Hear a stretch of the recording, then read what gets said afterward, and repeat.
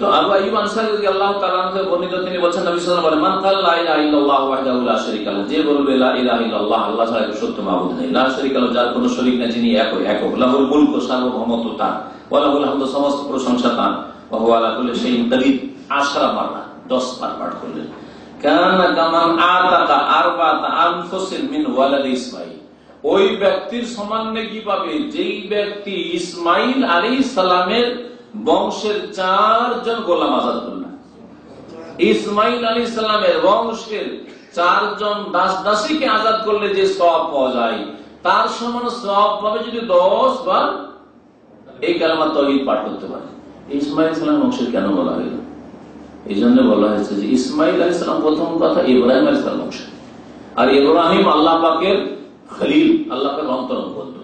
1 2 নম্বর কথা, ইসমাঈল আলাইহিস সালামের বংশ তার মানে মুহাম্মদ রাসূলুল্লাহ সাল্লাল্লাহু আলাইহি ওয়াসাল্লাম বংশ। আর ইসমাঈল আলাইহিস সালামের বংশের কি হচ্ছেন কে? রাসূলুল্লাহ সাল্লাল্লাহু আলাইহি ওয়াসাল্লাম। সুতরাং ইসমাঈল আলাইহিস সালামের বংশের আপনি গোলাম আজাদ করলেন, তার মানে নবীর বংশকে কি করলেন আপনি? শেষ নবীর বংশ, ইসমাঈলের বংশ, তিনিও নবী, আর ইব্রাহিমের বংশ। এইরকম আম্বিয়া রাসূলের বংশধরকে গোলামীর জীবন থেকে মুক্ত করলেন। সাধারণ কোন মুসলিম নয়, সাধারণ কোন মানুষ নয়, বরং যারা এত শ্রেষ্ঠ বংশের, সম্ভ্রান্ত বংশের, আম্বিয়া এবং রাসূলগণের বংশের, তাদের বংশের লোকদেরকে মানুষের গোলামি থেকে মুক্ত করে আল্লাহর খাস গোলামির জন্য ফ্রি করে দিলেন, যে তোকে আর মানুষের গোলামি করা লাগবে না, যা তোকে কিনে আমি স্বাধীন করে দিলাম। এই জন্য সাধারণ গোলামের যুগ যদি থাকে, এখন তো গোলামের যুগ নেই, কিন্তু গোলামের যুগ যদি থাকে শরীয়ত মোতাবেক, তাহলে সাধারণ গোলাম আজাদ করার চাইতে অমুসলিম গোলাম আজাদ করারও ফজিলত রয়েছে, কিন্তু তার তুলনায় মুসলিম গোলাম আজাদ করলে বেশি ফজিলত রয়েছে।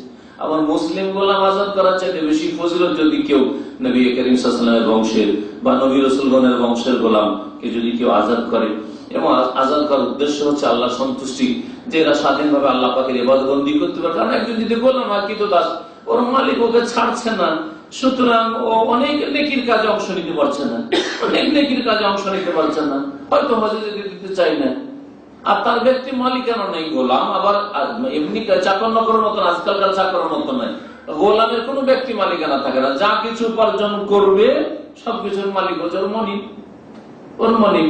ব্যক্তি মালিকানায় যখন নেই, সারা জিন্দগি বেচারা জাকাত দিতে পারছে না, যত ইনকাম করুক সব যাচ্ছে মালিকের ঘরে যাচ্ছে। ব্যক্তি মালিকানায় যখন নেই, তো গোলামের তো হজই ফরজ হচ্ছে, কারণ ব্যক্তি মালিকানাই তো তার নেই। ব্যক্তি মালিকানা নেই, তখন সে দান খায়রাত করতে পারছে না।